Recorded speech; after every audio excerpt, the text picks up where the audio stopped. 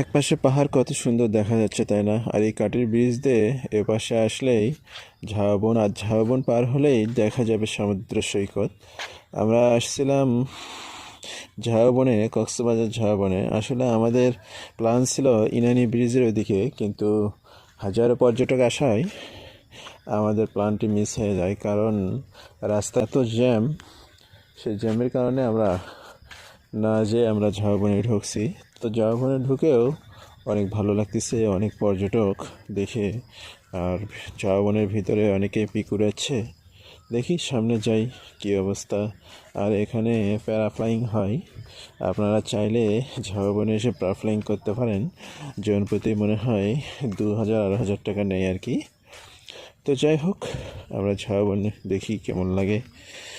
আপনারাও সাথে থাকেন, কেমন লাগে দেখা যাবে। অনেক সুন্দর চতুর্দিকে, আসলে এগুলা এমনিতেই হয়।